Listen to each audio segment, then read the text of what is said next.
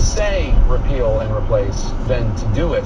7 years ago today, the Affordable Care Act, or Obamacare, was signed into law by President Obama. And since that time, Republicans have been planning, hoping, dreaming for this day, the moment where they could finally repeal Obamacare and replace it with their own solution to the nation's healthcare mess. They have had 7 years to prepare for this day, and now, after weeks of optimistic talk from House leaders, a declaration just a few hours ago from White House Press Secretary Sean Spicer that the bill will pass the House tonight and there is no plan B.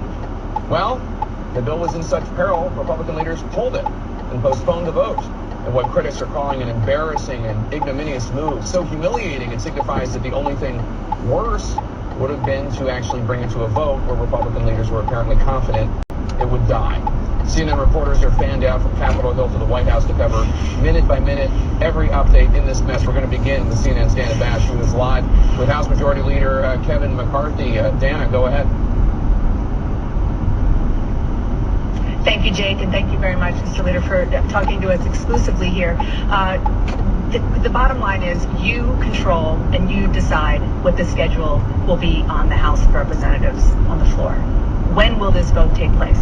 Well, there's not enough time to take place tonight because we have to go to rules and move forward. But we will vote tonight on a rule that allow us to vote tomorrow. We'll have conference a little later this evening, bring people together about where we are. We've made progress today, and it's our hope that we'll be voting tomorrow after the debate. Okay, and then the obvious question is, do you feel confident that there are the votes to pass this now? I think we need a couple more to get together.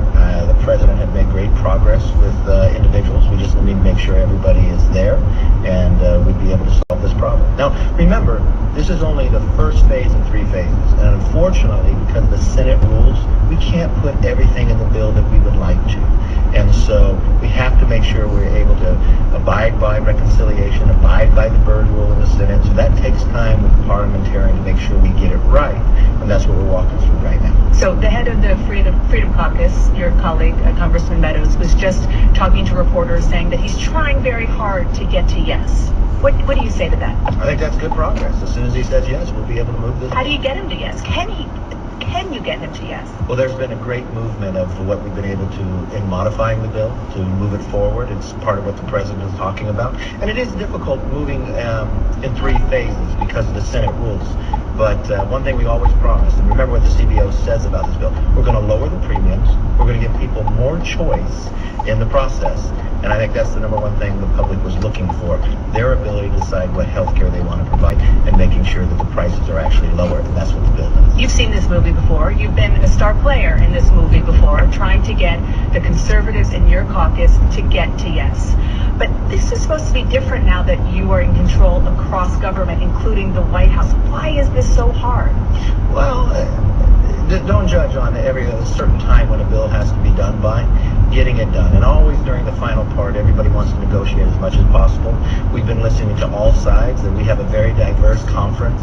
We want to make sure that everybody's had a voice. We've been studying this for 6 years, more than 113 hearings on moving new legislation, and I think we're at the right point right now and just getting the final deadline done. And if we vote tomorrow, it'll be very good. So just to get into a little bit of the substance, I've heard a fair number of people complaining about the Freedom Caucus because they have been making demands for things like, for example, the benefits, the essential benefits that they want to get rid of. They want to do that now. Okay, so that they went to the White House. The president said, we'll do that. And then they said, yeah, but we also want to lower premiums. And yeah, but we also want to do other things.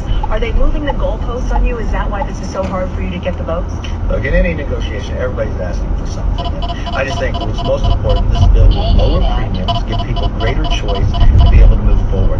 I think the time now is to be able to make it happen. So we'll bring all the members together around 7 tonight, give everybody an update of where we are, and be prepared to move forward tomorrow.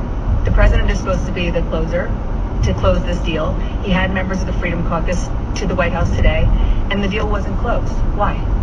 I wasn't in that meeting, but we talked to the White House afterwards. I thought it was a very good meeting. They thought it was a good meeting. We'll sit down with the Freedom Caucus as well, see where they are, just as we've been sitting down with all members. This conference is very diverse, as I said. We want to sit down to all members, and that's why we'll all get together as one, because that's what we are, one conference to be able to move forward. You have been campaigning on repealing Obamacare. You voted, 60 times to repeal Obamacare when you knew it wasn't going to go anywhere. Now, it's time. What are the political consequences for not doing this if you put this vote up and it fails? Look, we're going to get this done for what. What if you don't? Well, I know we'll get this done. And the thing you have to remember, this is the same repeal that we put up that all Republicans voted for. But this also has replacement in it. There's some members that just want to have a repeal, but then it takes 60 votes for any replacement. I think that'd be very difficult to get to. But because of the Senate rules dealing with reconciliation, we can't put in everything that we want. But we have been moving bills for that third phase already this week. And I think you'll continue to see that. At the end of the day, just like the CBO says, premiums will go down and people will have a greater choice. And that's the number one thing that people are asking. And as I toss it back to Jake, you are saying right here, right now, affirmatively, you feel that you will have the votes by the time it's taken tomorrow? Look, when we bring it to the floor, we'll have the votes and we're going to get this done. And right now, that's going to be tomorrow morning. Well, we'll start the debate tomorrow morning. Thank you, Mr. Leader. Appreciate it. Thanks for coming out of your office to talk. Jake, back to you. Thanks, Dana. Let's go now to congressional correspondent Phil Mattingly. Phil, 8 days ago, I asked House Speaker Paul Ryan if they had the votes to pass the bill, if it was that day. He called my question kind of goofy. In retrospect, I don't know. Maybe not so goofy. Maybe we should have been reading the tea leaves as to what he was kind of giving some foresight to right there. Look, Jake, there's no doubt about it. They were short of the votes. They've been short of the votes. And there's no clear pathway right now to get to the votes. That said, there is a lot of work going on behind the scenes.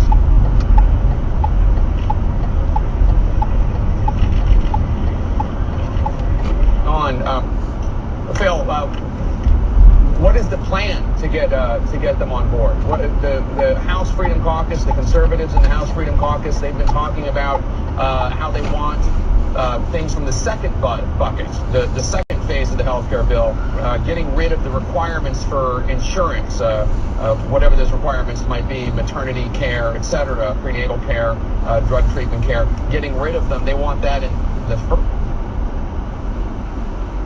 thing about individuals asking for tea from the White House.